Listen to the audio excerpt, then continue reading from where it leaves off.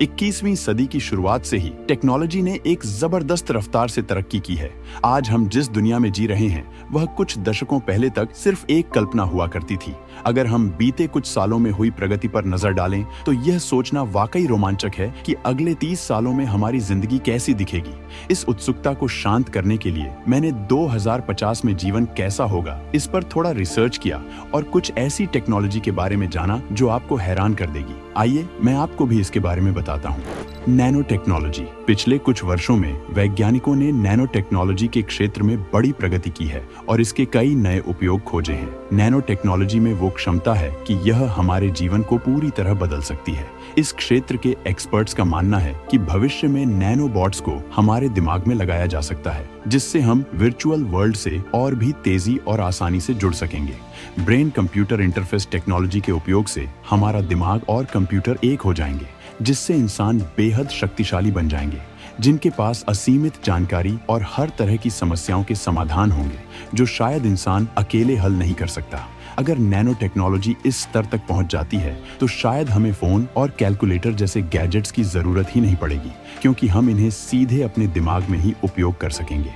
भविष्य के छात्रों के लिए यह वाकई रोमांचक है। लगता है कि गणित अब अधिक समय तक मुश्किल नहीं रहने वाला है। 3D print technology. भविष्य में जिस तकनीकी प्रगति की हम उम्मीद कर सकते हैं उसमें 3D प्रिंट टेक्नोलॉजी का एक महत्वपूर्ण स्थान है। यह तकनीक पहले से ही काफी उन्नत है, लेकिन 2050 तक इसके और भी अधिक विकसित हो जाने की संभावना है। अभी हमारे पास 3D प्रिंटेड टूल्स और घर मौजूद हैं, लेकिन भविष्य में हम और भी कई टूल्स और शायद कुछ ट्रांसपोर्टेशन के साधन भी प्रिंट कर सकेंगे।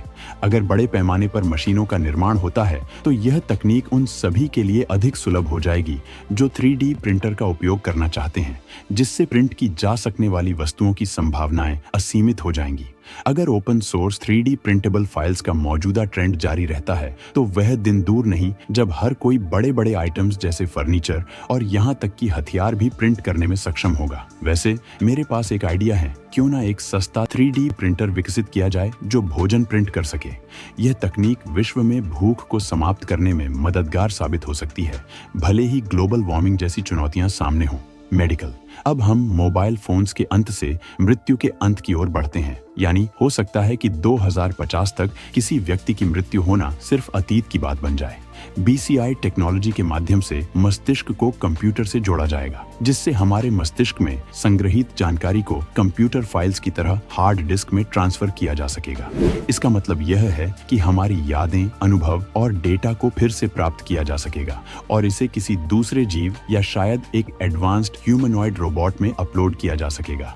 इसी तरह जो लोग अधिक बुद्धिमान और ज्ञानवान होंगे उनके दिमाग को इस टेक्नोलॉजी के माध्यम से संरक्षित किया जा सकेगा, जिससे वे इनोवेशंस पर काम करना जारी रख सकें। मेडिकल फील्ड में एक और बड़ा सुधार यह हो सकता है कि गंभीर बीमारियों जैसे कैंसर का पूरी तरह से इलाज संभव हो जाएगा। हालांकि इस विकास का एकमात्र नुकसान यह हो सकता है कि जब कोई नई तकनीक पहली बार आती है तो वह काफी महंगी होती है, जिससे आम लोगों को इस लाइफ सेविंग टेक्नोलॉजी तक पहुंचने में थोड़ा समय लग सकता है। ट्रांसपोर्टेशन। एक और क्षेत्र जिसमें भारी विकास होगा वह है ट्रांसपोर्टेशन। 2050 तक परिवहन में बड़े बदलाव देखने को मिलेंगे।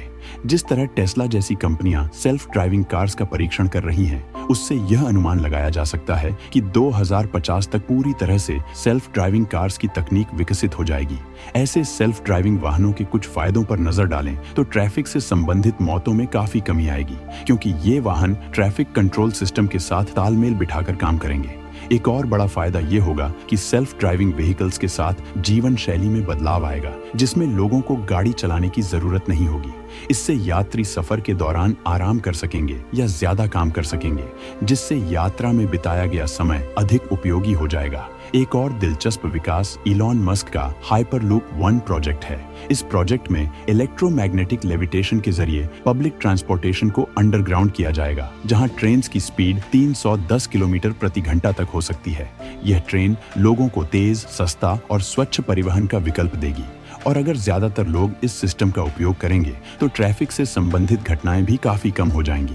फ्यूल। भविष्य में ट्रांसपोर्टेशन के लिए उपयोग होने वाला ईंधन पूरी तरह से रिन्यूएबल एनर्जी पर आधारित होगा। वर्तमान में दुनिया ग्लोबल वार्मिंग और प्राकृतिक संसाधनों के घटते भंडार की चुनौतियों से जूझ रही है। इसलिए हमें एक अधिक सस्टेनेबल एनर्जी सोर्स की ओर बढ़ने की आवश्यकता है। ऑटोमोबाइल उद्योग भी इस दिशा में काम कर रहा है ताकि हानिकारक व्हीकल इमिशंस को कम किया जा सके।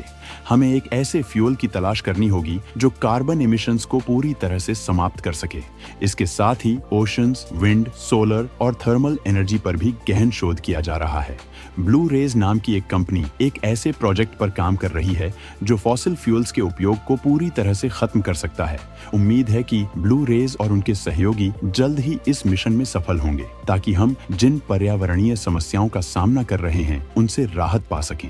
इस समस्या का एक और समाधान है कि भविष्य में केवल इलेक्ट्रिक व्हीकल्स का ही उपयोग किया जाए। इलेक्ट्रिक वाहनों से न केवल कार्बन इमिशंस कम होंगे बल्कि यह भी सुनिश्चित होगा कि हम पर्यावरण के अनुकूल ट्रांसपोर्टेशन की ओर बढ़ सकें।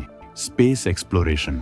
अगर मौजूदा पर्यावरणीय समस्याओं का समाधान कहीं देखा जा रहा है तो वह है स्पेस एक्सप्लोरेशन और कॉलोनाइजेशन। स्पेस एक्स और ब्लू ओरिजिन जैसी कंपनियां स्पेस टेक्नोलॉजी में बड़ी क्रांति लाने के लिए प्रयासरत हैं। इनका उद्देश्य है कि दूसरे ग्रहों पर बस्तियां बनाई जाएं और वहां इंसानों को बसाया जाए। 2050 तक इन सभी प्रयासों के चलते स्पेस टूरिज्म भी हकीकत बन जाएगा।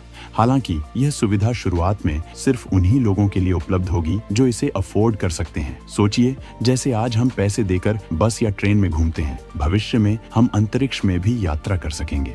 बच्चों की छुट्टियों में घूमने की नई जगहों में मंगल और चंद्रमा जैसी जगहें शामिल हो सकती हैं। हालांकि पृथ्वी के ऑर्बिट तक की यात्रा अभी भी काफी महंगी होगी, इसलिए शुरुआत में यह सुविधा केवल बहुत अमीर लोगों के लिए ही उपलब्ध होगी। Artificial intelligence. एक चीज जो शायद सभी के लिए आसानी से उपलब्ध होगी वह है आर्टिफिशियल इंटेलिजेंस। जो एआई आज हम सभी इस्तेमाल कर रहे हैं वो वैसे भी बहुत ज्यादा एडवांस्ड है और समय के साथ ये और बेहतर होता जाएगा। तो जरा सोचिए 2050 में एआई कितनी ज्यादा एडवांस हो चुकी होगी। कुछ स्पेशलिस्ट का मानना है कि एआई एक दिन इंसानी दिमाग की क्षमता को भी पार कर सकता है। ये सुनने में डरावना लगता है, खासकर अगर इससे रोबोपॉकलिप्स का खतरा पैदा हो जाए। यानी कि हो सकता है कि एआई भविष्य में इतने बुद्धिमान मन हो जाए कि वे इंसानी सभ्यता के लिए खतरा बन जाए। लेकिन अच्छी बात यह है कि वैज्ञानिक अभी भी इस कोशिश में हैं कि एआई में सभी जरूरी मानव मूल्यों को शामिल किया जाए ताकि इसे हमारे रोजमर्रा के जीवन का हिस्सा बनाया जा सके। एआई के विकास से वर्कफोर्स में भी बड़ा बदलाव आएगा। इसके साथ ही जॉब मार्केट में भी भारी परिवर्तन देखने को मिलेगा। जिस रफ्तार से चीजें आगे बढ़ रही हैं, ऐसा अनुमान है कि 2085 तक दुनिया की आधी जॉब्स खत्म हो जाएंगी, जिन्हें एआई मशीन्स और रोबोट्स संभाल लेंगे। हम में से कई लोगों को अपने करियर पाथ पर दोबारा विचार करना पड़ सकता है। एजुकेशन। जैसे ही जॉब मार्केट बदलता है, एजुकेशन में भी महत्वपूर्ण बदलाव देखने को मिलेंगे। पहले से ही डिजिटल लर्निंग में वृद्धि देखी गई है, खासकर पेंडेमिक के दौरान। 2050 तक पूरी तरह से डिजिटल स्कूल्स आम हो जाएंगे। अगर कुछ नॉर्मल स्कूल्स होगी भी तो वहां बुक्स की जरूरत नहीं होगी, उनकी जगह टैबलेट्स और लैपटॉप्स का उपयोग किया जाएगा। हायर एजुकेशन के लिए विशेषज्ञों का मानना है कि छात्रों की जनसंख्या का 70% से अधिक हिस्सा ऑनलाइन डिग्रीज में दाखिला लेगा, जिससे शिक्षा अधिक ग्लोबलाइज्ड हो जाएगी, जो सभी के लिए अच्छी शिक्षा सुलभ बनाने की दिशा में एक महत्वपूर्ण कदम होगा। मुझे लगता है कि उस समय एआई पावर्ड रोबोट्स द्वारा ऑनलाइन क्लासेस भी पढ़ाई जा सकेगी। रोबोट्स ही कोर्स मटेरियल तैयार करेंगे, लेक्चर्स देंगे और असाइनमेंट्स की जांच भी करेंगे। The metaverse. अब हम द मेटावर्स पर आते हैं। फेसबुक सीईओ मार्क जकरबर्ग द्वारा इसकी घोषणा के बाद वर्चुअल रियलिटी और एआई को हमारे दैनिक जीवन में शामिल किया गया है, विशेषकर सोशल मीडिया जायंट के माध्यम से। कुछ लोग द मेटावर्स के बारे में ज्यादा नहीं जानते।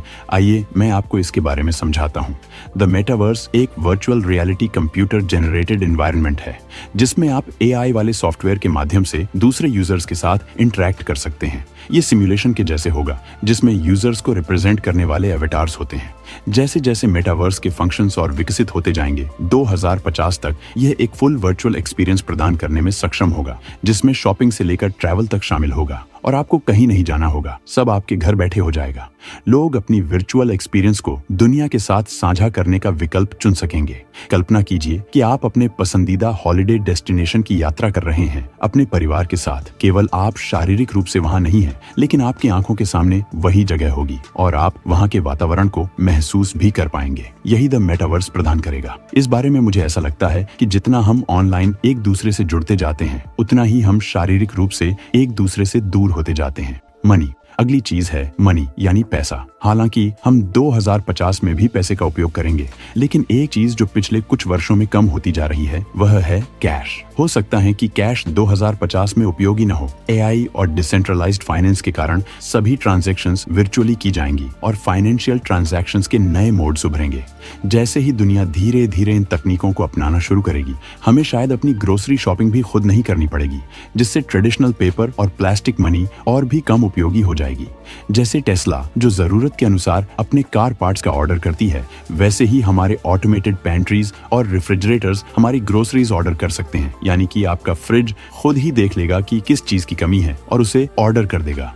होम अप्लायंसेस के ऑटोमेशन की बात करते हुए 2050 के होम्स भी पूरी तरह से ऑटोमेटेड होंगे, स्मार्ट होम्स। हालांकि स्मार्ट होम्स पहले से ही हमारे जीवन का हिस्सा हैं, लेकिन अगले कुछ दशकों में इसमें जो डेवलपमेंट्स होंगे वे मौजूदा तकनीक से कहीं आगे होंगे। 2050 के स्मार्ट होम्स में पूरी तरह से एआई ड्रिवन फंक्शंस होंगे, जो बिना किसी कमांड के आपके मूड्स और जरूरतों को समझ लेंगे। इसके अलावा इंटरैक्टिव होलोग्राम टेलीविजन्स भी होंगे, जिसका मतलब है कि आप सिर्फ वर्बली अपने होलोग्राम टीवी को बुला सकते हैं और वह आपके सामने आ जाएगा। सबसे अच्छी बात यह होगी कि आपको कभी भी रिमोट ढूंढने की जरूरत नहीं पड़ेगी, क्योंकि आप टीवी को अपने माइंड से कंट्रोल कर सकेंगे, जैसे कि हमने इस वीडियो की शुरुआत में नैनो टेक्नोलॉजी के बारे में बात करते हुए बताया था।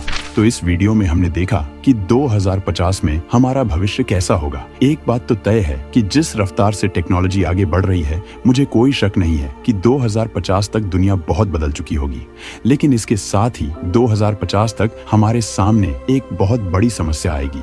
अगर इसका हल नहीं मिला हो, इंसानी सभ्यता का बचना नामुमकिन है। अगर आप इस बारे में जानना चाहते हैं तो इस वीडियो को एक लाइक और चैनल को सब्सक्राइब करके आपके सामने आई इस वीडियो पर क्लिक कर दीजिए। साथ ही कमेंट्स में जरूर बताएं कि आपको ये वीडियो कैसी लगी। मिलते हैं किसी और वीडियो में, तब तक के लिए धन्यवाद।